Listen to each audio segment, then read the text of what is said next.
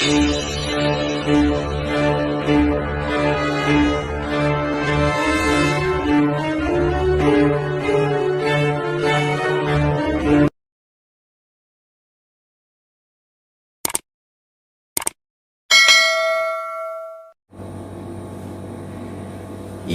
selamat datang di Black World.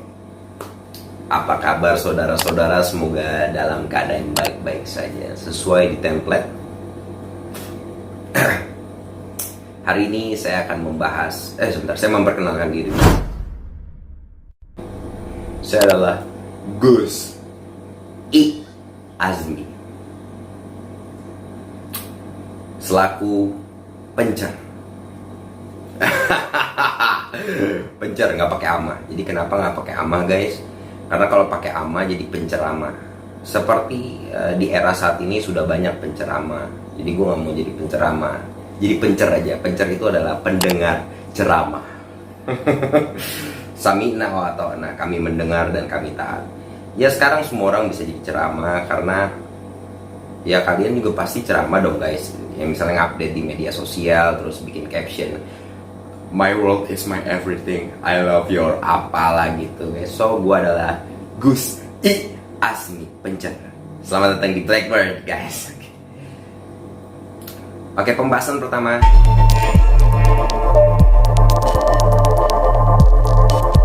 masalah gonggongan. Ya, gonggongan. Seperti yang kita tahu lagi gembor-gembornya masalah gonggongan ini, gonggongan guguk. Jangan ngomong kotor karena anjing nggak boleh diomongin. So tadi ngomong. Jadi Kemenak yang namanya siapa lupa, Kemenak mengatakan atau menyamakan antara gonggongan anjing dengan azan dengan alasan katanya ya intinya adalah toleransi terhadap orang-orang sekitar. Yang gimana kalau ada yang non muslim terganggu apa enggak. Pak, mohon maaf nih Pak, yang komen kan harusnya ya yang non muslim gitu. Ya selaku Kemenak harusnya menanyakan sama rakyat sekitar yang rumahnya di sekitar masjid. Kalau menurut gue sih pribadi gitu ya, harusnya. Katanya kalaupun mau kenceng harus nggak lebih dari 100 desimal. Yang gue juga nggak terlalu mengerti ya, bukan keahlian gue masalah itu. So desas-desusnya katanya ada yang mau ngaduin isunya. Tadi penyebabnya tuh gara-gara itu isunya ada yang mau ngaduin Roy Suryo, mau ngaduin ke polisi ini masalah penistaan agama dan ditolak. Katanya ini bukan salah satu penistaan agama. Jadi kalau azan itu bukan dikatain mirip gonggongan anjing, bukan penistaan agama, guys. Kita harus mengerti itu. So guys, kita nggak perlu kaget dengan masalah ini sebentar. Oke, permasalahan gonggongan ini nggak perlu dimasalahin besar-besar lah. Mungkin salah ngomong atau gimana, nggak usah negatif, guys. Ya sebenarnya ini sangat bersangkut paut dengan video ini nih. Ya. Jadi ada salah satu makhluk yang lebih mengerikan dari video yang tadi gue kasih tahu. Dan Rasulullah ya sampai takut. Gue nggak hafal sampai habis. Nanti gue bakal taruh di link ke bawah. Intinya adalah Rasulullah lebih takut daripada tuh makhluk yang tadi videonya itu, lebih takut daripada Dajjal, dan lebih serem daripada Dajjal adalah ulama su. Apa itu ulama su? Adalah ulama atau pemuka agama yang menyesatkan. Lebih ditakuti nama Rasulullah dibanding Dajjal. Dajjal udah serem dong, bisa ngidupin orang mati, memasukkan dirinya sebagai Tuhan dan Nabi, serem dong. Tapi lebih serem lagi, Rasulullah lebih takut dengan ulama yang menyesatkan. Karena apa? Mereka menggunakan dalil, mereka menggunakan ilmu agamanya untuk menyesatkan dan membelokkan. Seperti itu, guys. So gak usah khawatir. Kalau kita udah punya ilmu tuh sebenarnya nggak usah harus khawatir. Padahal gue juga baca ya. Oke, ke next point.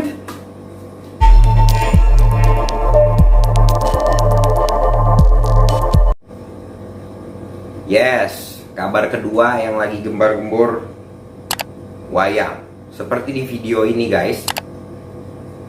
Gue udah ngejelasin masalah wayang dari ujung ke ujung. Jadi wayang tuh media yang dipakai oleh Wali Songo. So jangan salah kaprah bahwa itu dipakai Wali Songo dan bla bla bla bla. Ya gitu, guys. Isunya penyebabnya perwayangan ini adalah ada salah satu ustadz yang menyebutkan wayang itu haram. Sebenarnya bukan haram sih, dia bilang lebih baik, alangkah lebih baiknya dimusnahkan dan diganti yang lebih baik. Maksudnya itu guys ya. Dan dia diaduin sama beberapa kalangan lah. Yang gue bingung ya sebenarnya, ada salah satu pemuka agama juga yang membuat suatu acara besar-besaran dan memperlihatkan anarkisme. Menurut gue anarkis, radikal, sampai injek-injek, terus mencemooh, yaitu lucu sih. Terus ngomong maafnya, oke, it's fine, gak apa-apa, oke, aku salah. Kayak gak ikhlas. Padahal ustadz tersebut tuh, si Ustadz Basalamah, sudah memberikan klarifikasi, minta maaf yang baik, luar biasa dan bijak guys. So, lucu ya, lucu. Jadi ya gak usah dikagetin kayak di poin tadi yang pertama tuh, ulama su, hati-hati gitu loh. Kita harus bisa ngebedain mana ulama su, mana enggak. Cara ngebedainnya simpel sebenarnya gini. Cara bedanya nanti aja di rangkuman. Oke, next point.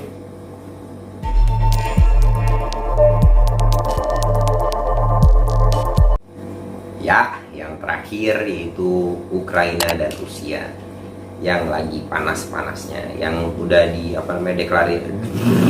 sudah dideklarasikan perang sama Vladimir Putin.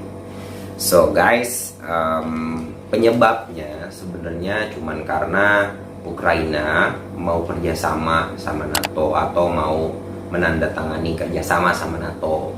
Dia mau bersekutu lah sama NATO dan Amerika Eropa lainnya. Dan si Ukraina mau bangun kayak base campnya NATO di perbatasannya Rusia. Itulah kekhawatiran Vladimir Putin, karena Vladimir Putin kan sangat-sangat tidak senang gitu loh dengan NATO guys. So isunya, sebelum isu gue bacain dulu satu hal nih. Janganlah orang-orang beriman menjadikan orang kafir sebagai penolong setia atau pelindung dengan meninggalkan orang-orang beriman yang lain. Barang siapa yang melakukannya maka dia telah lepas dari Allah, kecuali karena siasat memelihara diri dari sesuatu yang ditakuti dari mereka, dan Allah memperingatkan kamu terhadap diri siksanya dan hanya kepada Allah kembalimu. Al-Imran 28. Loh, apa hubungannya ini sama Ukraina sama Rusia gitu kan? Hubungannya adalah di isunya. Jadi di isunya gini, kalau nggak salah juru bicaranya Ukraina, juru bicara apa presidennya ngomong bahwasannya kemana NATO dan negara-negara sekutu lain, apa mereka takut sama Rusia? Kok saya seperti berdiri sendiri? Kan udah dikasih tahu jangan berteman sama orang-orang itu, jangan membuat sekutu. Begitupun juga kita harusnya jangan membuat sekutu gitu loh, serem. Akhirnya dikabur kan pas ditantangin. Jujur aja, orang-orang orang-orang Rusia termasuk orang-orang beriman, walaupun mereka ada yang non, ada yang muslim. Kenapa gue bilang orang beriman? Beriman pada agamanya, nggak seperti orang pluralisme yang menyamakan segalanya. Kalau kita perhatiin sekarang tuh New World Order, new apalah, pokoknya semua New Age of Movement itu semua new tuh melahirkan pluralisme. Pluralisme tuh membenarkan bahwa semua itu adalah sama, persamaan. Aduh guys, itu berat. So, kita ke rangkuman atau conclusion.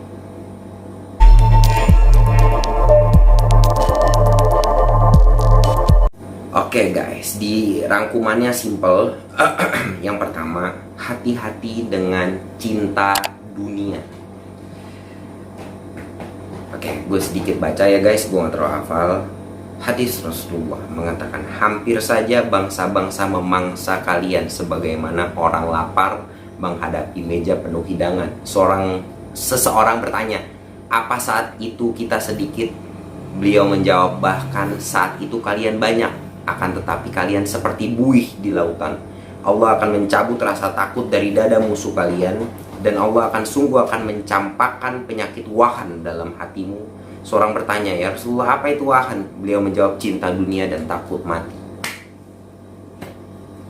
So, poin pertama, hati-hati sama cinta dunia. Seperti di video ini lagi ya, cinta itu kalau tanpa logika jadinya hampa.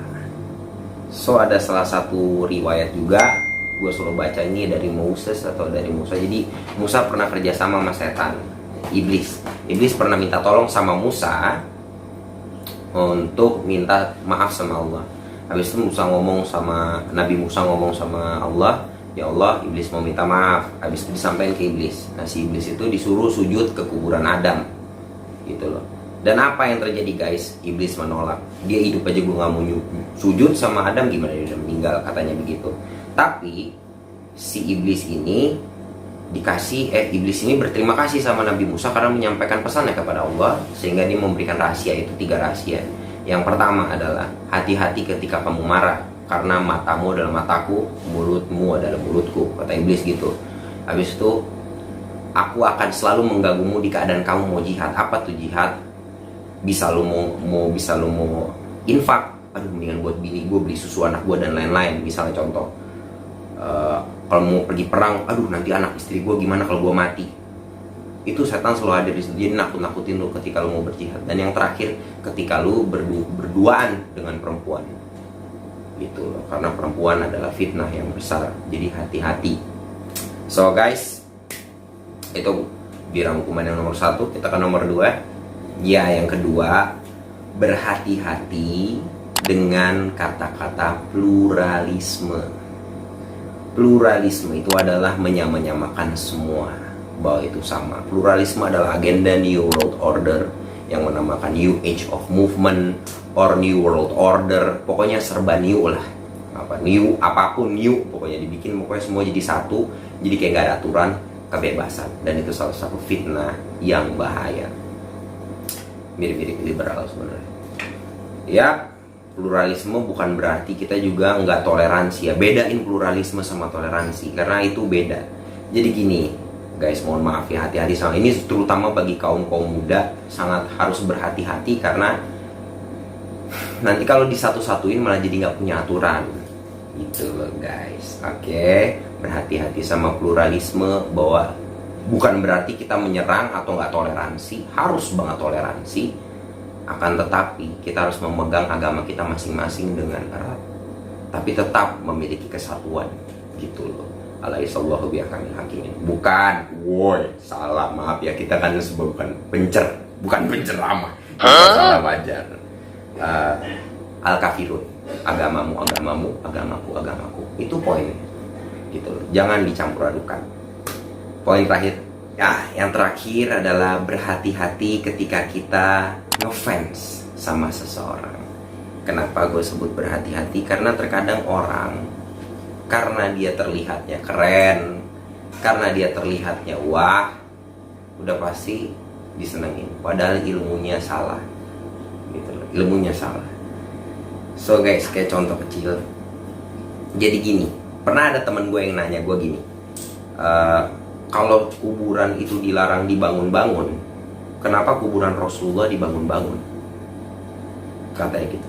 Seperti di video pertama kali gua, ini dia. Oke, Al-Saud itu turunan siapa di Arab? So yang membangun kuburan Rasulullah seperti kerajaan seperti itu bukan Rasulullah yang minta guys. Rasulullah melarang ada bangunannya di atas. Kita nggak tahu Al-Saud siapa, silakan ketik sendiri Al-Saud dan cari tahu sendiri. So hati-hati sama yang ngefans sama orang yang salah. Sekarang ini logikanya guys, Rasulullah pernah disamperin malaikat Israfil dan dia ditawarin untuk jadi Nabi Daud yang kaya raya, dan dia menolak. Kata dia, saya lebih memilih menjadi Nabi yang bersahaja. Bukan maksudnya susah ya, yang bersahaja itu yang bersama rakyatnya. Logikanya perut dia diikat setiap hari, dia puasa. Dia hobinya lari, berenang mana? Mungkin gak dia buncitin perut? Mungkin gak dia gedein badan? Gak mungkin. Gitu loh guys. Pasti dia adalah orang-orang yang sangat-sangat tawadu dan lemah lembut. So berhati-hati dengan ngefans sama seseorang, karena itu berbahaya. Al-Maidah ayat 60, yaitu orang-orang yang dilaknat dan dimurkai Allah. Di antara mereka ada yang dijadikan kera dan babi, dan orang yang menyembah togut. Ya, itu orang yang menyembah togut. Togut itu apa? Ya, togut adalah sistem yang melarikan kita dari ketauhidan. Sedangkan Pancasila adalah yang pertama, tauhid, ketuhanan yang Maha Esa. That's a cool thing.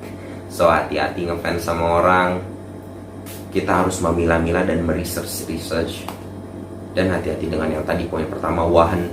Terkadang itu adalah serem guys gitu. Ini lagi serem, kita harus banyak-banyak belajar. Dan kita harus selalu menyebarkan kasih sayang, bukan berarti jadi jahat, jadi radikal, bukan. Ini ilmu pengetahuan bagi orang yang nggak tahu, insya Allah. Dan sekali lagi, disclaimer, peringatan, gue bukan ustadz, gue pencer, gue Gus Asmi, pencer, gak pakai ama, jadi pendengar ceramah. So thanks for watching, thank you for watching. Dan yang mau komen silahkan komen. Mohon maaf kalau banyak salah-salah kata. Dan please guys, please kali ini saja saya akan berbagi lebih banyak lagi yang indah-indah. Jangan lupa subscribe. Bye. Tunggu. Love in mind, peace always. Bye.